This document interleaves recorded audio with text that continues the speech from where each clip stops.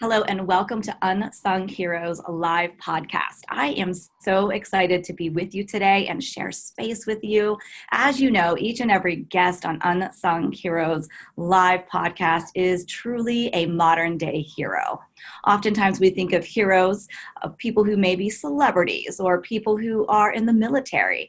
However, for me, a hero is someone who has an incredible journey, a beautiful story to share, and on their way or achieved success in their life by the virtue of giving back to others.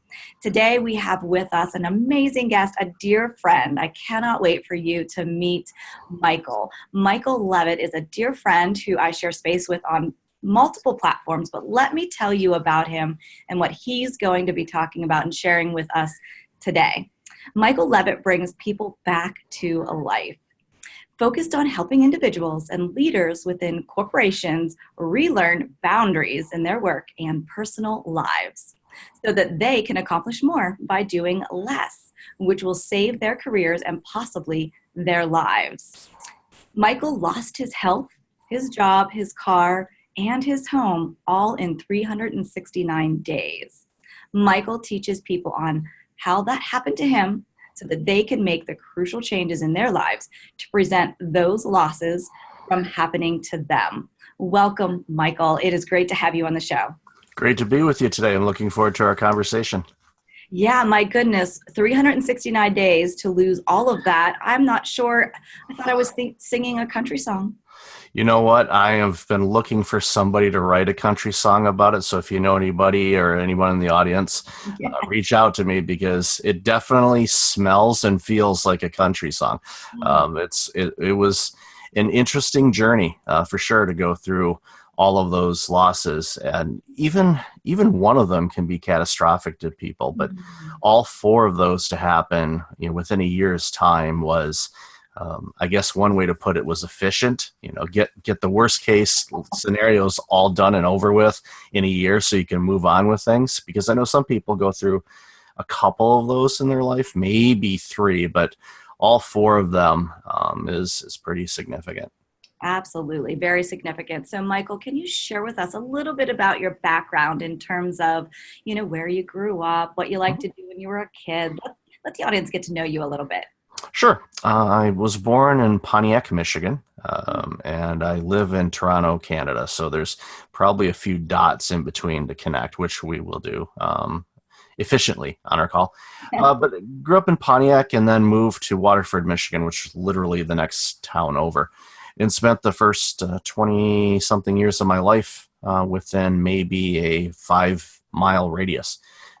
And that was where I grew up. Everything I did, I had a great childhood. My parents were and are awesome to me still to this day. I've been no complaints about my childhood. I know many people, unfortunately, have had challenging childhoods. Mine was the absolute opposite. I had a great childhood, which I think helped, especially when going through all of the losses that we let off with, because I know what it feels like to be happy and healthy and feeling good and enjoying life. So I knew that I could return to those days again if I made the necessary changes.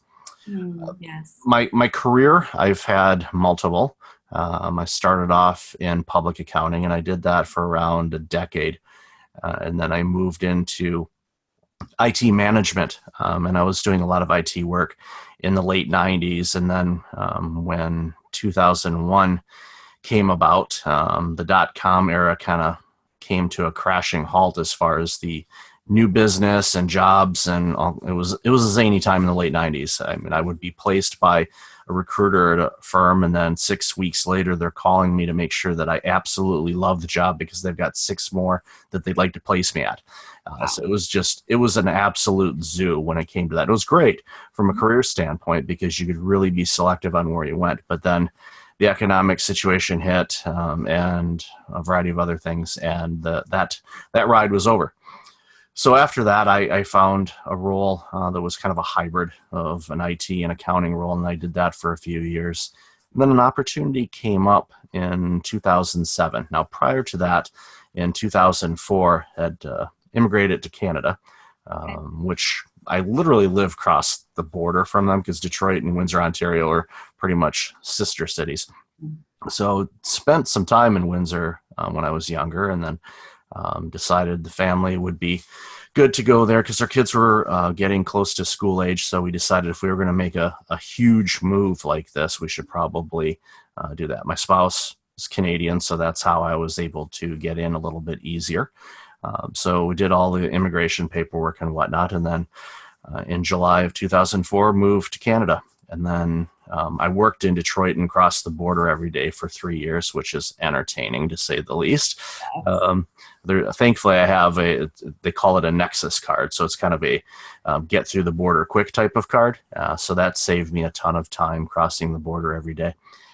And then 2007 came around, and then I saw an opportunity in the paper for a startup healthcare organization. And I had a lot of startup experience, but zero healthcare experience other than basically being a user of the healthcare system. So I applied, and apparently there was around 90 people that applied for the role. They did a couple rounds of interviews, and then they narrowed it down to 3 or 4 people, and I was, in that batch of 3 or 4. And then ultimately they hired me. I was there a year before I found out why they hired me. I just thought that it was because of my startup experience, because I had no experience recruiting physicians, ordering medical equipment, coordinating office relocations, hiring medical staff. I was as green as you could get. Yes. But I was able to do it, and we were all together. Our board of directors and our team were together on this island that is in Amherstburg, Ontario. It's called Boblo Island. For people that are familiar with that area, there used to be an amusement park there. Now there's $1 Million Homes. So the park went away, and millionaires moved in. Beautiful island. But we were there for a retreat, and one of the board members said that they hired me because they knew that I was passionate about the work and that I would figure out what I needed to figure out to be able to do the job. Wow. Which I did. I was engaging the community, talking with government officials, because in Canada, our healthcare system is funded by the government and not by Blue Cross, Blue Shield, or any other insurance companies. So we had to work with the government pretty closely as far as our funding was concerned and whatnot. So dealt with a lot of government officials, negotiation for expansion, and all of that fun stuff. But as anybody that's had startup experience, there's a lot of hours involved in the work. And I spent an absolute ton of time working from 6 a.m. until 11 p.m. at night, 7 days a week. Wow. I was getting emails, and I was on email, and I was just going at a pretty nasty clip. Fall of 2008, my board of directors and probably the staff noticed that I was getting pretty irritable. So they said, you need to take a week off. So they gave me an extra week off. They said, do not work, do not check your email. Just get away and go do something. It was short notice, so I didn't have an opportunity to go on vacation or anything like that. So I stayed local. And the one story that resonates with me to this day was I went to the library while I was off. And I thought, well, let's go to the library. I'll grab a book and sit in the library and read and relax. I used to love to read. I read books constantly in my youth. As I got through college, the reading kind of went away. It was more reading textbooks and curriculum and whatnot, and I didn't read for pleasure as much. I remember going to the library, and I don't remember what book I grabbed, but it was probably something in the business arena. And I remember sitting down in a comfy chair, and I couldn't relax myself to read. Okay. I got through about 5 pages, and finally I closed the book and put it away and left because I could not relax myself to read. That should have been every alarm bell whistle imaginable, but I ignored it. Okay. Fast forward to May of 2009. Okay. And I was mowing my lawn in the front yard, and we had an electric mower, so it was heavier than your normal gas-powered mowers. So I did a turn, and I felt the sharp pain in the center of my chest, and I thought I pulled a muscle, and finished mowing, but limped along with it. And then over the next few days, because that was on a Monday, over the next few days, I felt that pain if I lifted anything up with my right arm. Not with my left, because I tested and I'm like, let's see. So I immediately thought, okay, I pulled a muscle. Mm-hmm. The Thursday night, I went out to dinner and ate way too much. So around 10 o'clock that night, I had the most excruciating chest pain I've ever had, and blamed it on, just eating way too much. Yeah. And so, shotgun down some Tums and away I went. Friday morning, I wake up. Now that pain is persistent. It's persistent. Right arm, left arm.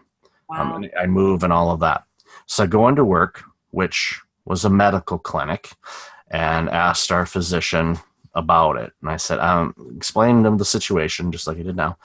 He said, well, let's listen in. So he, listened to my heart. And he said, all right, well, let's why don't we run some tests just to be sure. So we went into the procedure room that we had, and we had a portable EKG unit, which ironically I purchased for the clinic, and they hooked me up. Yeah. At that particular point, I was more worried about taking my clothes off in front of my coworkers than I was about anything that was going on with me. But after they hooked everything up, they ran the tests, they looked at it, they were a bit perplexed. So they ran it again, and they rehooked everything up, and the results were the same. So they sent it to the cardiologist at Hotel de Grace Hospital. And after a few minutes, that cardiologist called back and instructed Michael to get his butt to the hospital right now. Wow. And then he called back 2 minutes later and says, Michael cannot drive to the hospital. Okay. At that point, I'm like, something's amiss. Yes, yes. So I get a ride to the hospital, and I was there a week and discovered that I had a heart attack. I had 2 blockages in the left anterior descending artery, which is nicknamed the Widowmaker, because usually if you have blockages in those arteries and you have a heart attack, you don't tend to survive. I'm not talking to you from another world. I'm still alive. I'm still here. That was 9 years ago. We're good. But that was the start of those 369 days. It was a pretty big wake-up call for me. Sure. Absolutely. So as you were prior to the diagnosis, as you're going through these transitions in life, how did you manage your stress? From the IT, that was huge, and a lot of people were affected by that. How did you manage that stress and that transition?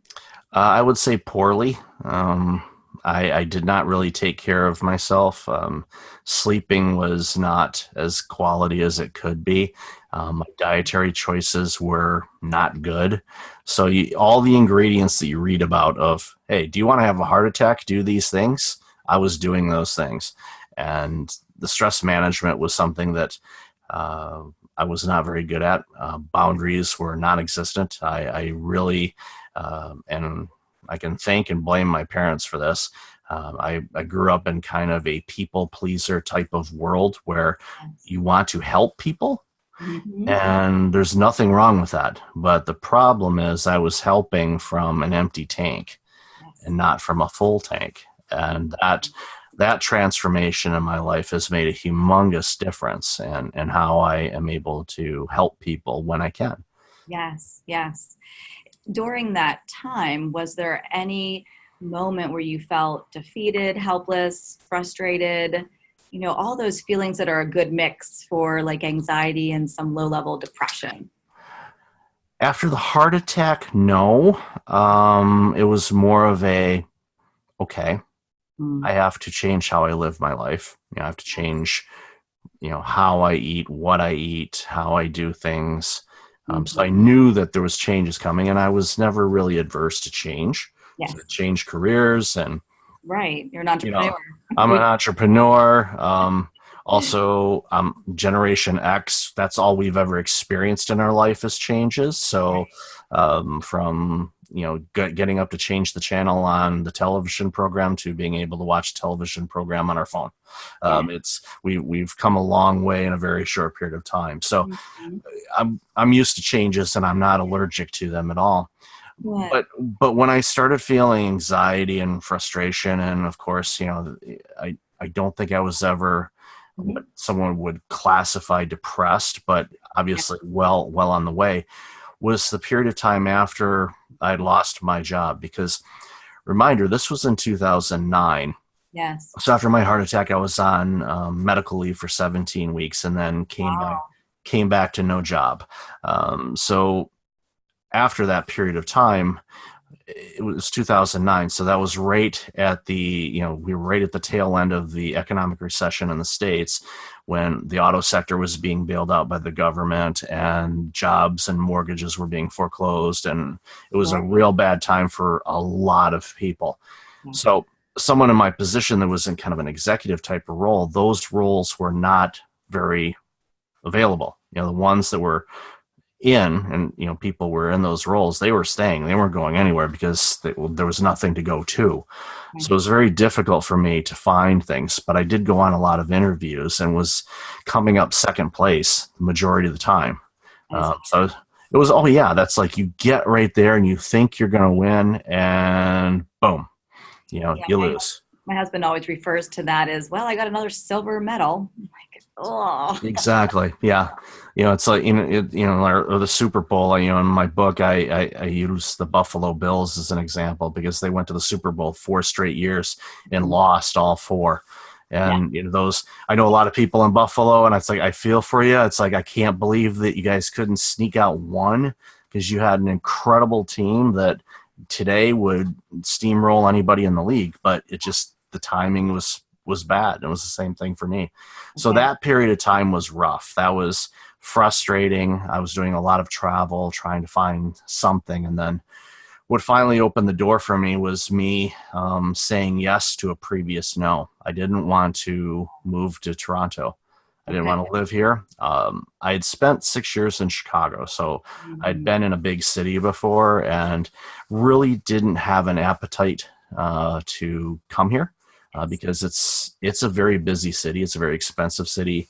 But when I finally said I have to look at it because there's nothing else around, as soon as I opened that door open, then literally the opportunities started popping up and was able to find a new role probably within 2 or 3 weeks after saying, okay, I'm going to start interviewing in Toronto. Great. Okay. Just when you start to open up, right? Mm-hmm. Yep. You open up to the opportunities that actually came to fruition. Great. So share with us during that time, how did it impact your family? Family was rough because my daughters at the time were 9, 6, and 5, if I do the math right. Yeah, 9, 6, and 5. So I remember them coming to the hospital after I was in the room. It was on a Saturday morning. Mm. And my oldest and youngest were kind of sheepish. They were kind of standoffish a little bit, going, okay, what's going on here? They understood, or at least my oldest did, that I was not well. My middle daughter was her normal bounce around like Tigger self, just kind of bouncing around and doing her thing. So she was in fairly good spirits, but I think it was pretty impactful for them. And then of course, subsequently the move, having to leave, the Windsor area close to Detroit where both of our families were around and move, 4 hours away to the largest city in Canada. It was a pretty traumatic experience for all of us. And quite frankly, if you gave me a choice and say, okay, you have a choice, you have to pick one of the two, have another heart attack or move, I would probably choose the heart attack. Wow. I Wow. hate moving. I Yes. hate it. It's the worst thing ever. It's Okay. disruptive, packing, unpacking, the movers. It's horrible. So anytime I ever have to have anything moved, it's like, okay, well, where's the moving company? I'm calling them. I don't want to touch the thing. I don't want to lift anything. You do that enough, you get tired of it really quick. Absolutely. In what ways was your wife supportive? She was good in just, making sure that, I had the things that I needed. I think, in retrospect, I think she had a tough time with all the attention being on me Yes. because I wasn't one really to be one to say, hey, focus on me. I tried to help other people and all of that. And so there was a lot of focus on my well-being, but not on hers. her spouse had a pretty significant health scare. And then, of course, all those subsequent losses impacted all of us. So it was definitely a rough period of time for her. Okay. So walk us through then the next 6 months. Okay. So after we did the job, or after I lost the job, and decided to go to Toronto, found the place in Toronto, then I moved up about 6 weeks before we were able to find a new place for us to rent. And I was on the new job, and it was around 4:00, and my daughter called, and I couldn't understand her on the phone because she was crying so hard. And finally, after a few minutes, could get from her that the bank had come and repossessed the family vehicle. Wow. So, and all the losses that I had, that was the one where I felt powerless, because I was 4 hours away, couldn't do anything about it. And we had just got the job, so we were slowly digging out and trying to take care of things. Because mind you, I know for many people in the States, they think healthcare in Canada is free. It's not. We pay 13% sales tax on pretty much everything we buy. Okay. And medication is not cheap either. So you remember, I just had a heart attack, so I was on 6 different medications. I didn't have insurance. So the medication was close to $700 a month. Oh my goodness. So unemployment was chewing up a good chunk of that, or that was chewing up a bunch of unemployment money. So I knew it was going to be another 90 days before I would get coverage through my employer. But so that was pretty significant. So a major life stressor that you're experiencing with all of your family. Yeah, exactly. You figure, okay, you're trying to find a job, the stress that led up to your heart attack, amongst other things, and now you're trying to fight off stress because you have to take this medication to make sure that the blockages in your arteries don't come back and do more damage or end my life. So there's all these ingredients, and it was really challenging because, again, this was all within a year. My ability to manage stress and all that stuff, I was still in the I need to find a job type of thing and find the place to live. Great. Okay, we got that taken care of. Now the family vehicle got taken away. Then finally, after that, was the big move, which I've already said how much I absolutely love moving. We moved everything up, or at least we thought we did. Okay. And after we had the moving truck unpack everything, we realized that we didn't have the bunk bed ladder for our daughter's bunk bed. Okay. I was going back down to that area in a couple of weeks to see my brother who lives in Michigan, and then I would swing back by the house and grab the ladder or anything else that we happened to leave behind. Mm-hmm. So after I visited my brother, I went back to the house, went up to the front door, opened up the screen door, and I saw the largest padlock I've ever seen in my life. Oh my goodness. And a sign on the door that said foreclosure. And I know this surprises everybody that I talk to. Yeah. At that moment, and to this day, I've never felt a greater amount of peace than I did at that moment. Okay. Talk to us about that peace. That peace was, I could feel the breeze. The world stopped. I could hear birds chirping. It was spring. There was this peace and calmness because it was a Sunday afternoon. And there was this calmness about the neighborhood. It was quiet. And I felt at peace because I knew I had been through what I had been through, survived all of those losses, had a heart attack. I'm healthy now. Lost my job. I have a job. Lost the family vehicle. Still had another vehicle that thankfully was paid off. Lost our home. Have a place that we're living right now. Plus, I guess we don't have to deal with the realtor to go through the open houses and all that other fun stuff because the bank has decided to do that for us. There's the silver lining. So I closed the screen door and patted the side of the house, said a quick thanks, and got back in the van and drove back to Toronto and called home and said, yeah, about those bunk bed letters. Right. Not gonna get them. So, And then from there, that was, that was the end of that. And since then, I've taken, over these last 9 years, taken those experiences and rebuilt my life, rebuilt how I go about everything.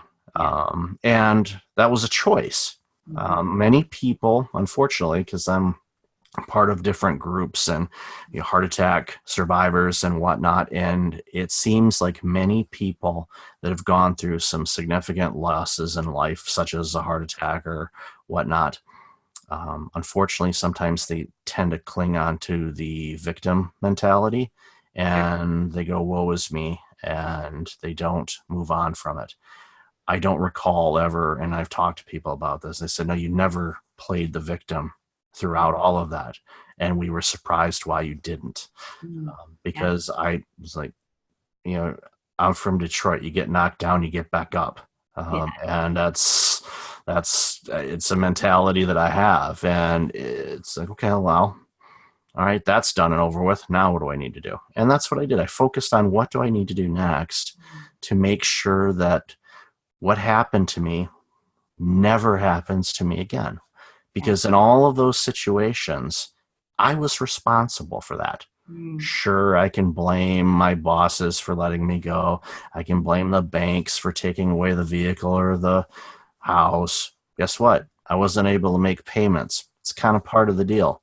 We give you this something, you make payments. You don't make payments, we take it back. Right. Am I going to go to the restaurant and say, you gave me a heart attack? No. Well, unfortunately, that restaurant's no longer a business, so I can't even go there anyway to yell at them. But I was the one that ordered it. I was the one that ate it.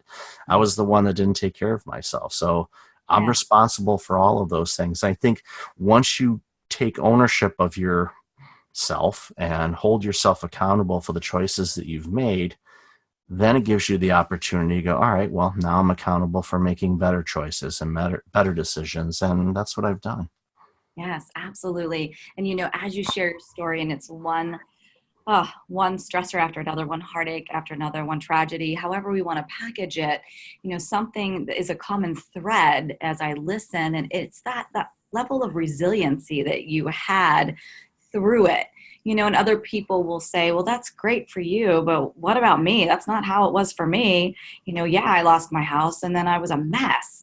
So are you able to talk to us about the life lessons that your parents taught you to cultivate that resilience for you to get through those things? I think a big part of it was, I saw growing up, because I was thankful that my great grandmother was alive and my grandparents.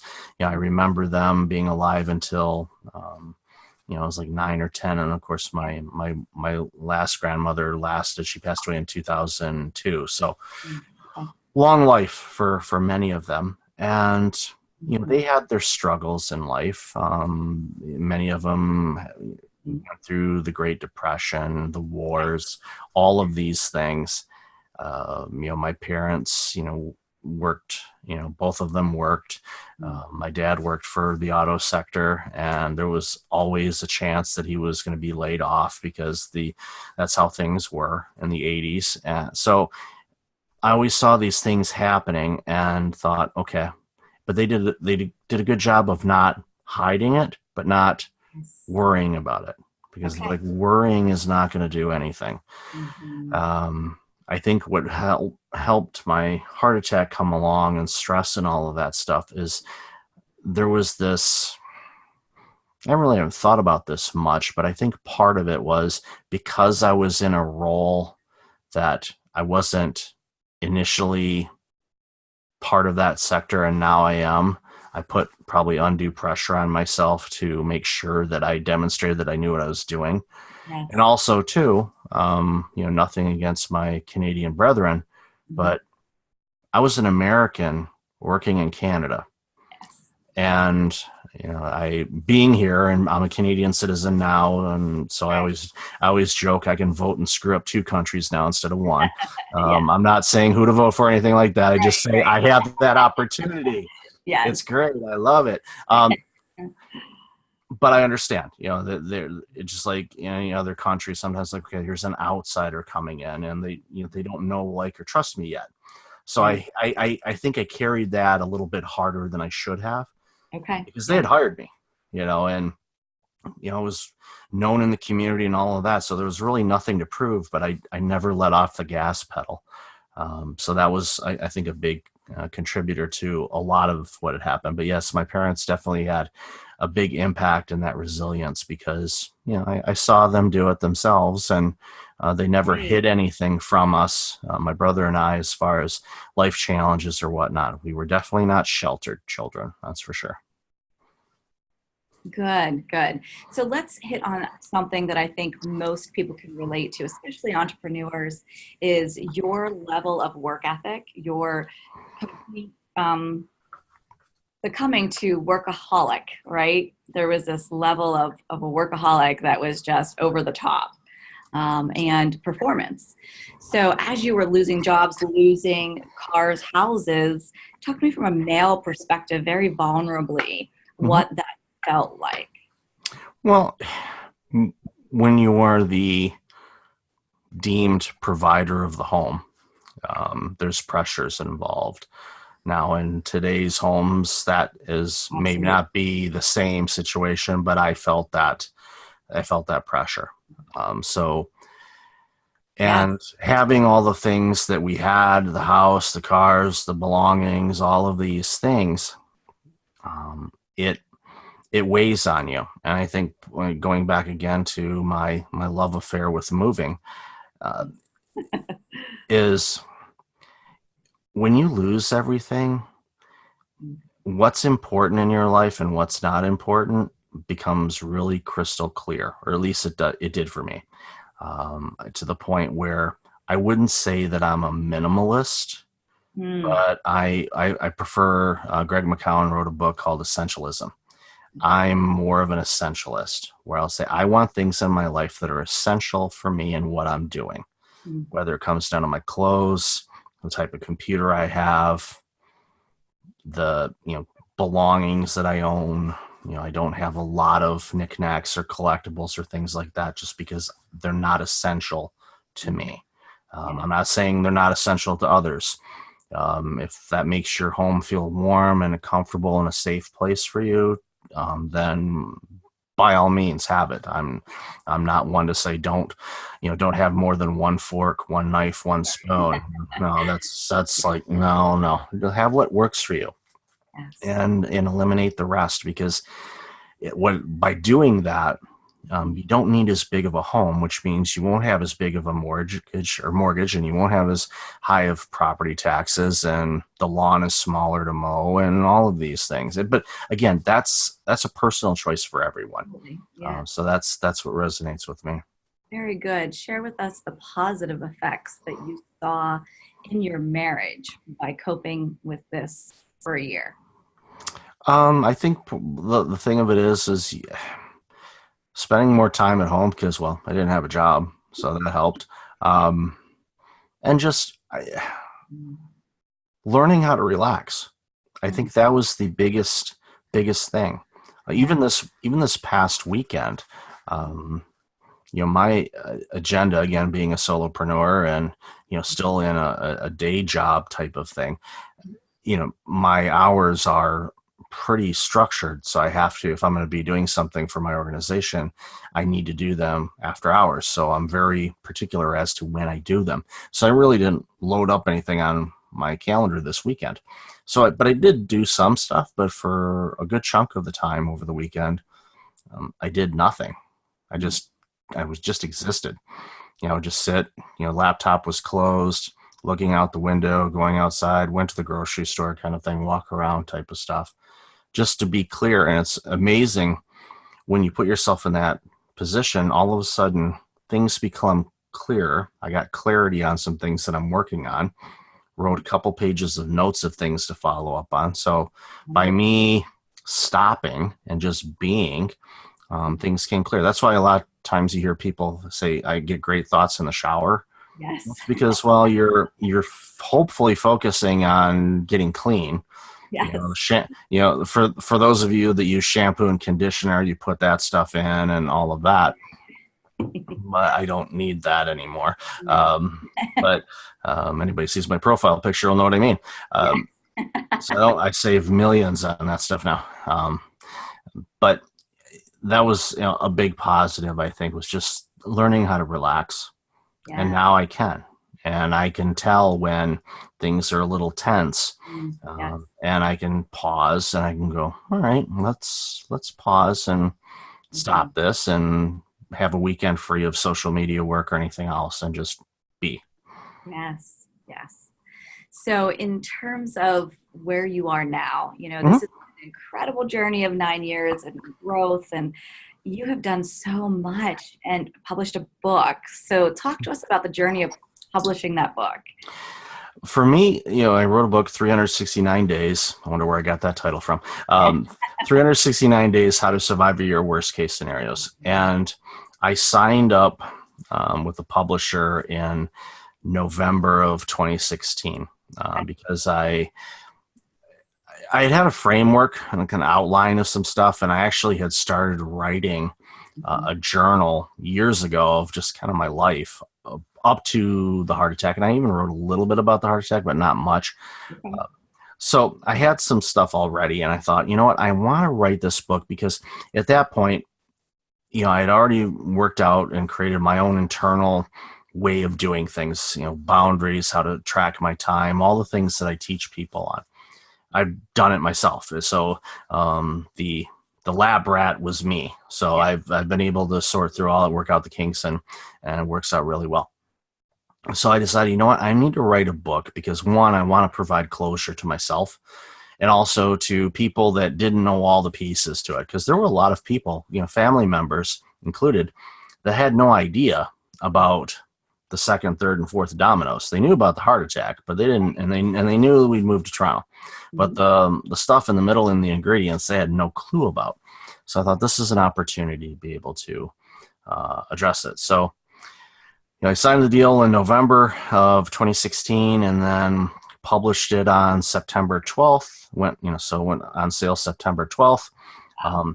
Somebody named Hillary Rodham Clinton also released a book on September 12th. So she sold a few more copies than I did.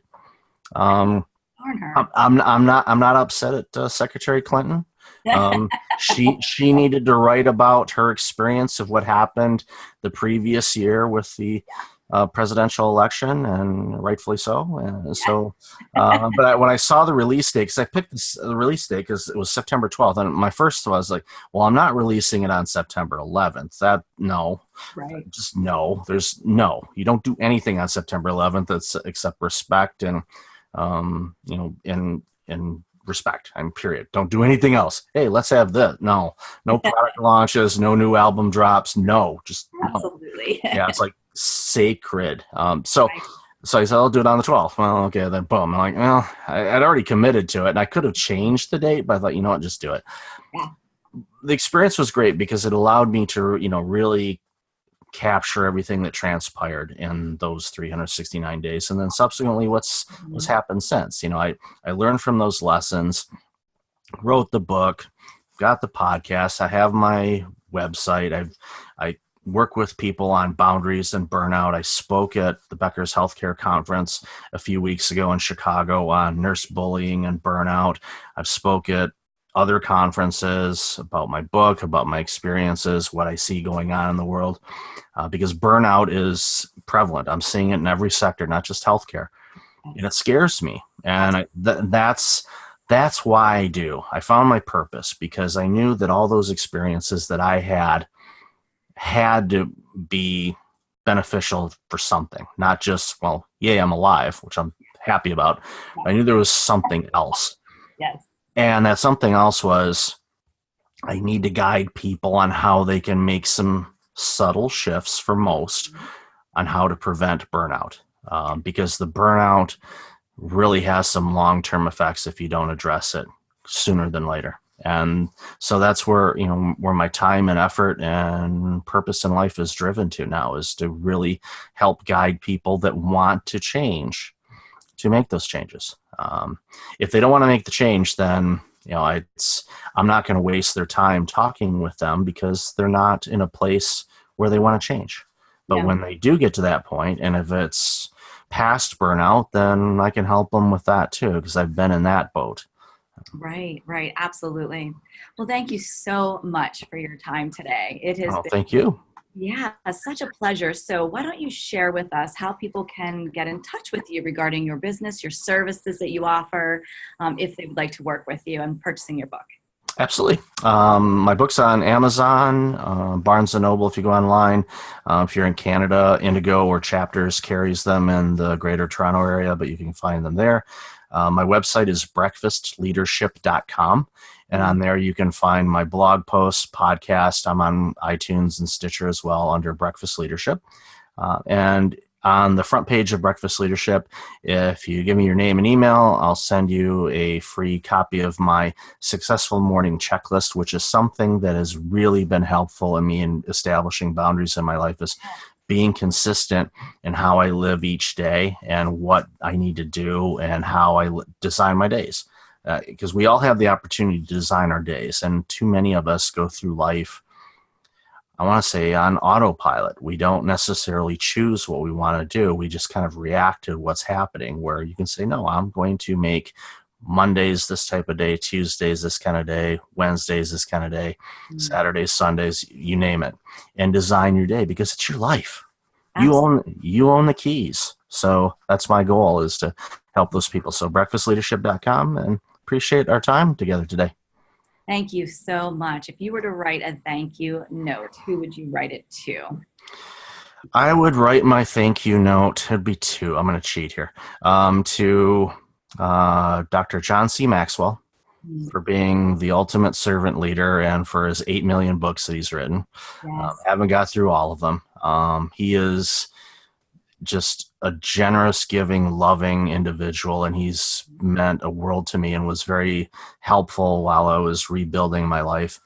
And then also Michael Hyatt, who was the former CEO of Thomas Nelson Publishing. I was actually a book reviewer for them.